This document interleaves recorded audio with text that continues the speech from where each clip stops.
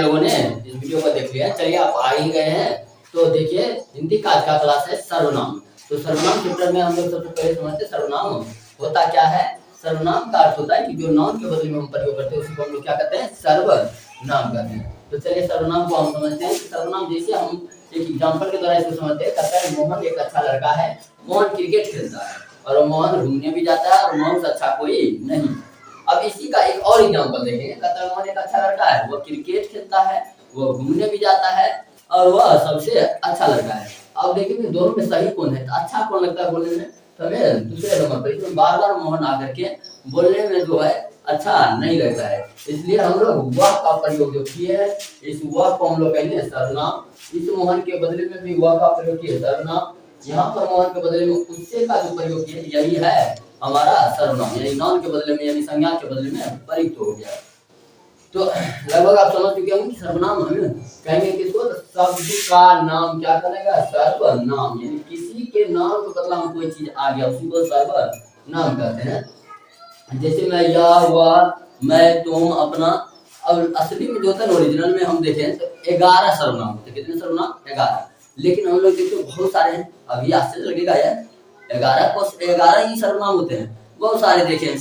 कुछ नहीं होता है, मात्र 11 होता है। इसी का कई रूप बनता है। जैसे यह को ये कहते हैं, ये लोग कहते हैं, ये सब कहते हैं। इसी तरह वह का वे, मैं का मेरा, हम लोग, ये सब जो बनता है ये सब क्या है, इसका सिंगुलर से प्लूरल यानी एक वचन से बहुवचन है, जबकि असली में ये 11 ही होता है। तो आप इस 11 को खाली दिमाग में रखिए, पूरा बन जाएगा। चलिए अब कहते हैं सर्वनाम के जो भेद हम पढ़ेंगे यानी प्रकार पढ़ेंगे। 6 प्रकार होता है असली में मुख्य रूप से, ठीक है।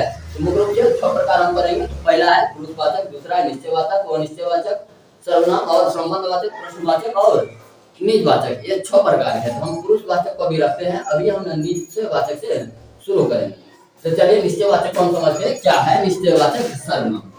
निश्चयवाचक जो सर्वनाम होता है इसमें क्या होता है कि इस शब्द से किसी निश्चित जिस शब्द से निश्चित वस्तु का बोध होगा, इस बात को ध्यान रखेंगे। निश्चित वस्तु होगा तब क्या होगा, निश्चयवाचक सर्वनाम। अगर निश्चित वस्तु का बोध नहीं हुआ तब हो जाएगा अनिश्चयवाचक सर्वनाम। दोनों में बस इतना ही अंतर है कि निश्चित वस्तु का बोध हुआ तो निश्चयवाचक, नहीं हुआ तो अनिश्चयवाचक। इसमें याद रखेंगे या, वह, ये, वे, आपके, ये सब क्या है निश्चयवाचक है। और अनिश्चय में याद रखेंगे कोई और कुछ। अब इसको समझते हैं। जैसे करा है, यह कलम है, कलम है या कलम है। जैसे यह मार्कर है, ये निश्चित मार्कर है, तो ये निश्चित बोध करा रहा है। तो यहाँ पर जो यह होगा ये कौन सा होगा, निश्चयवाचक। तो इस वाक्य में यह क्या है, निश्चयवाचक सर्वनाम है। समझिए, वह पुस्तक हिंदी है, मतलब पुस्तक तो है लेकिन कौन चीज का है, हिंदी का है, निश्चित रहेगा निश्चयवाचक सर्वनाम। अब इसका एक एग्जांपल हम समझते हैं कि दरवाजा पर कोई खड़ा है, मतलब दरवाजा पर खड़ा है लेकिन कोई खड़ा है, मतलब निश्चित नहीं है। निश्चित नहीं है इसको कहेंगे अनिश्चयवाचक सर्वनाम। इसी तरह से कहता है कुछ ना कुछ गड़बड़ है, यदि गड़बड़ तो है, कुछ ना कुछ है मतलब पता नहीं है, तो निश्चित नहीं है अनिश्चयवाचक सर्वनाम इसको मानते हैं। ठीक है, लगभग आप लोग ये दोनों समझ चुके होंगे। अगला देखते हैं संबंधवाचक सर्वनाम। तो जो सर्वनाम एक शब्द या एक वाक्य को दूसरे शब्द या वाक्य से संबंध में जोड़े उसको हम लोग क्या कहते हैं, संबंधवाचक सर्वनाम। एग्जांपल से आप समझिए इसको। एग्जांपल में कह रहे हैं जैसे जो और सो, ये याद रखिए क्या है, संबंधवाचक सर्वनाम है। जैसे कहता है जो कल आया था वह बाहर खड़ा है, यानी कि याद रखिए कल आया वह कहाँ खड़ा है, बाहर खड़ा है। यहाँ जो और वह दोनों एक ही आदमी के लिए प्रयोग किया गया कि जो कल आया था वही बाहर खड़ा है। ये दोनों में संबंध जो रहा है, इसको हम लोग क्या कहेंगे, संबंधवाचक सर्वनाम। पूछेगा इस वाक्य में कौन सा सर्वनाम है, संबंधवाचक का। कौन कर रहा है, तो जो कर रहा है, यानी जो है संबंधवाचक सर्वनाम है। ठीक है, अब है अगला प्रश्नवाचक सर्वनाम। ध्यान से समझते जाइए, बहुत आसान तरीका से हम सीख सकते हैं सर्वनाम को। सर्वनाम भारी नहीं है, बहुत आसान है, बस समझना है। कहता है प्रश्नवाचक सर्वनाम, इसमें नाम से ये प्रश्न यानी जिस सर्वनाम से प्रश्न का बोध होगा उसे हम लोग क्या कहेंगे, प्रश्नवाचक सर्वनाम। जिसमें हम याद रखें क्या, कौन, कब, कैसे, कहाँ, क्यों, ये सब जिसमें प्रश्न लगा। आपको ये नहीं कि इसको रखना है, इसको रखना नहीं है, ध्यान लगाना है कि प्रश्न किया क्या हो गया, प्रश्नवाचक। जैसे यहाँ कर रहा है कृष्ण क्यों द्वारिका गए, यानी कृष्ण जी द्वारिका गए लेकिन क्यों गए थे, तो ये क्वेश्चन कर दिया, कृष्ण क्यों द्वारिका गए, क्वेश्चन कर दिया, यानी इसमें है प्रश्नवाचक सर्वनाम। कल कहाँ के राजा थे, कल राजा तो थे लेकिन कहाँ के, क्वेश्चन कर रहा है, यह प्रश्नवाचक सर्वनाम।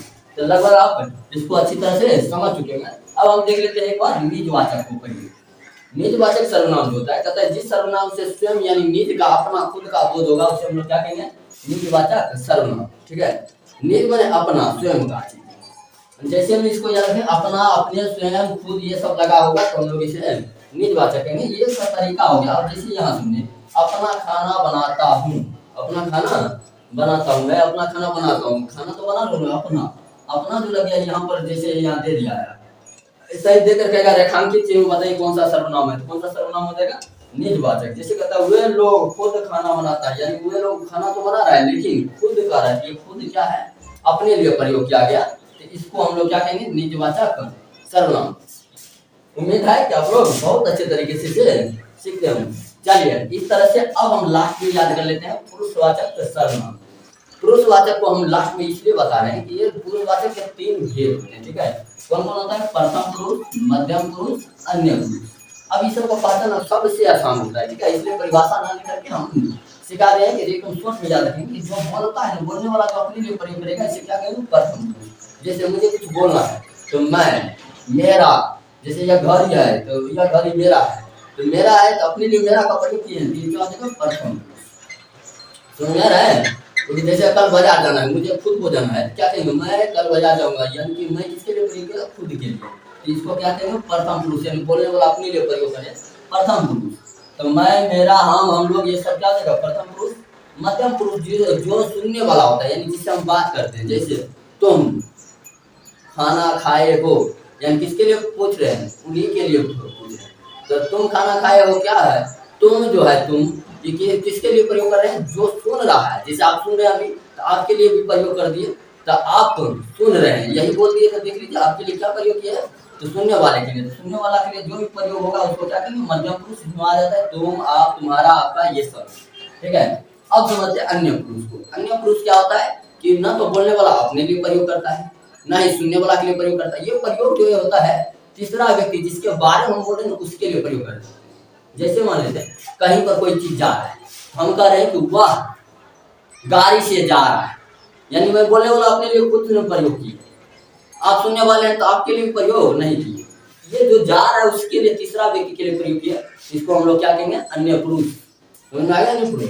तो अन्य पुरुष में आ जाता है वह, ये, वे। जैसे वे लोग कल पटना गए थे, वे लोग मतलब बोलने वाला मैं, सुनने वाला आप, और हम बोल रहे हैं तीसरा किसी के बारे में, तो जो सुना कहता है जिसके बारे में बोला जाए उसे क्या कहेंगे, अन्य पुरुष। तो प्रथम पुरुष, मध्यम पुरुष और अन्य पुरुष में आप अंतर समझ गए होंगे। बोलने वाला प्रथम पुरुष, सुनने वाला मध्यम पुरुष, और जिसके बारे में बोला जाए उसको अन्य पुरुष कहते हैं। चलिए इसमें कोई दिक्कत नहीं। चलिए ये 3 खत्म, अब हो गया। इस तरह से हमारा सर्वनाम खत्म। अब कुछ हम ईरर को पढ़ेंगे। ईरर का मतलब क्या होता है कि कुछ हमें दिक्कत आ सकता है इसमें। तो ईरर जैसे हम देखेंगे निश्चयवाचक और अन्य पुरुष को। थोड़ा सा यहाँ पर एक बार एक नजर दीजिए तब हम समझाते हैं। कहते हैं निश्चयवाचक में देखेंगे यह हुआ, ये हुए था।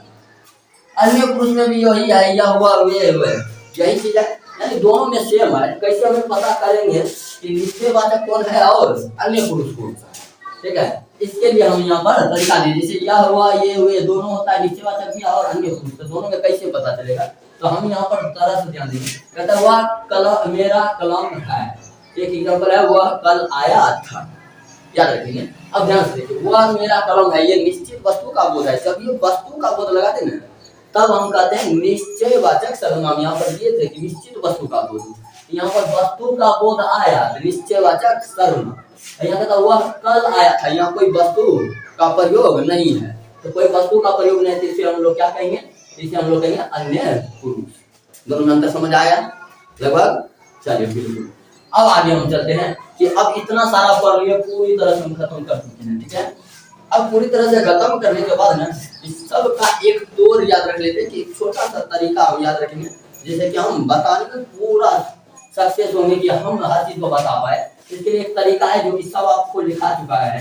कहता है मैं रहेगा तो इसको क्या कहेंगे? उत्तम पुरुष। तुम लगा रहे, तुम कर रहे, खाली तुम्हें नहीं, तुम लोग, आप लोग, आपका, तुम्हारा, सभी हो जाएगा ना। तो मध्यम पुरुष। वह यह लगा रहे, अन्य पुरुष भी और निश्चय भी, निश्चयवाचक सर्वनाम भी। तो अभी बताइए दिए हैं निश्चयवाचक और अन्य पुरुष दोनों सेम होता है, बस पहचानना है आपको। तरीका परिभाषा से ध्यान रखेंगे। कोई या कुछ लगा रहे तो वह निश्चय होगा, कौन या क्या लगा रहेगा तो क्या होगा? प्रश्नवाचक। जो या सो लगा रहेगा संबंधवाचक, अपने लगा रहेगा निजवाचक हो जाएगा। और इस तरह से हम पूरी तरह से सर्वनाम को खत्म कर दिए हैं और आपके एग्जाम में निश्चित रूप से 1 से 2 क्वेश्चन इसका रहेगा, तो पूरी तरह से याद कर लेना है। और अब मिलते हैं अगले वीडियो में हम किसी अन्य चैप्टर के साथ हिंदी ग्रामर के लिए। आज के लिए इतना ही। जय हिंद।